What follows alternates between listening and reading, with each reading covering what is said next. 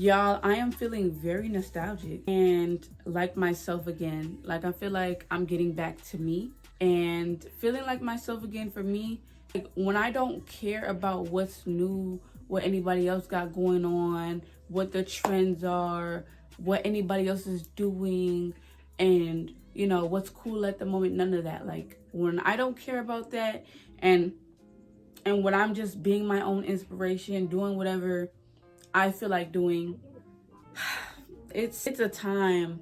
I'm having a great time every time. And that's where I feel like I'm at right now. I want to say this is like a selfish time for me.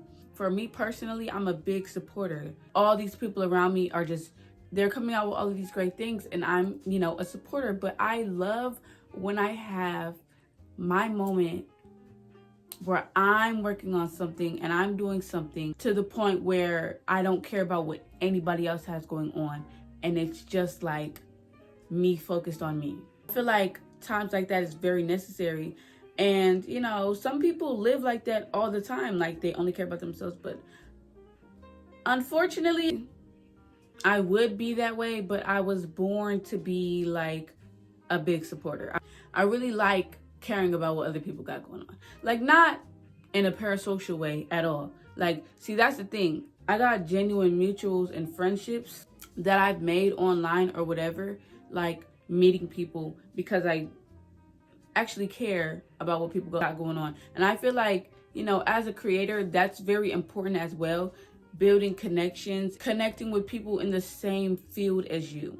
And because I know that putting all that energy out into the world, it automatically comes back to me, and it feels so good when it does, because then I can actually allow it in.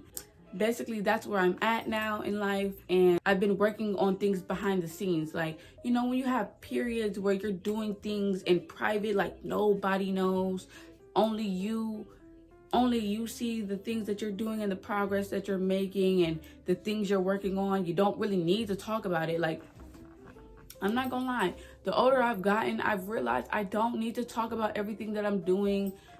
Nobody really be caring in the process of what you're doing, and people love the finished product. And that's just, how the human brain works. Like, a lot of the time, people cannot see your vision for you.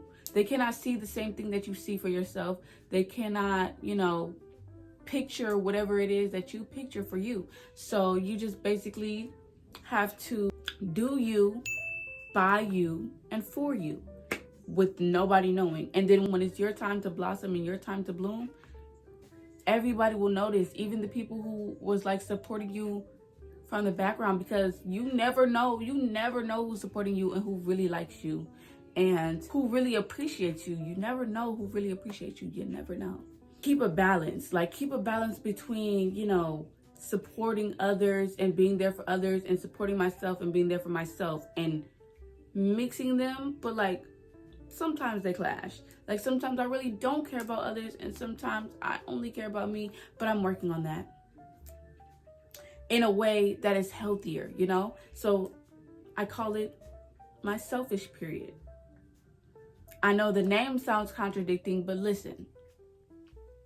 During this time, I'm finding myself hobbies. I'm getting my mind strengthened for bigger and better things. I'm wanting more for myself. I'm caring more about myself, doing more self-care, more self-love acts, and just sharing ideas. I'm sharing all of my ideas with myself, writing it in journals. Like, I'm not talking it out loud and things like that, because I feel like these are important things to learn once you're on a journey, building up your own dream life.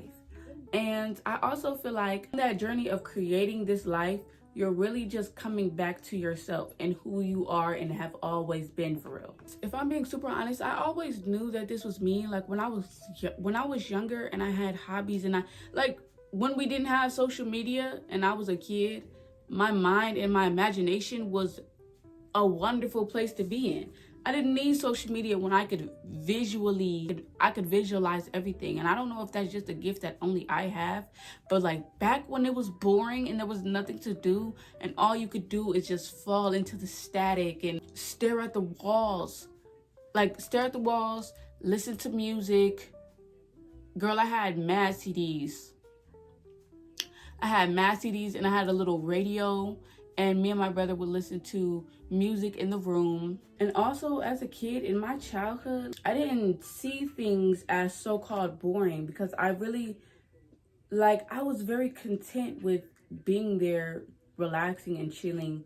Didn't have no worries, didn't have nothing to do. Like, I feel like, you know, when you get older and you enter into this rat race, once you enter that rat race, it's like you always feel like you have to be doing something. And that is such an unhealthy trait. It's so bad for the body because it creates so much stress and anxiety to always feel like you need to be doing something. That's like not okay.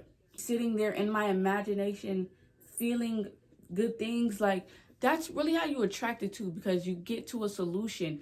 That's how you create the vision. And then off of that vision, you're able to create steps and plans, you know, to carry it out into your reality. That's basically manifestation. But like when I was younger and I could just imagine things, and like, I'm not gonna lie, I was actually a spoiled kid as well. When I think about it, I really didn't know that as a kid though. As a kid, I did not know I was spoiled. I felt like I ain't have enough when I was a kid, but like, really, when I put things into perspective now, I did not have a normal life or childhood. I'm a middle class child, so you know, that's the type of childhood like where you don't have a whole bunch of stuff, but like you have a lot. I had like older game systems. Like I wouldn't have the newest stuff, but I'd have like the like a little bit older, like the generation before. Like when everybody was getting iPhone 6 pluses and 7 pluses, I had the 6. I had just got the 6. Like when everybody was getting like, you know, the X's and stuff, I was just now getting the 8. You know what I'm saying? Like that's where I was at. So, you know, I would get it, but I would get there eventually type stuff. And I feel like that has also taught me a lot of great values in life, because it's like everything is going to come true eventually. Like that vision you see in your mind, that thing that you vision for yourself, it's going to happen eventually, as long as you still care about it, as long as you still put effort towards it, as long as you do your part, whatever your part is. Like your part could be, you can feel like your part is very minimum, like you can really not do much, but just that little bit of effort really does a lot. And that's very true. Like even as a kid, I really used to be manifesting, because I did not never have no money to buy a full iPhone flat out like people used to. I could never afford a iPhone on the spot, never.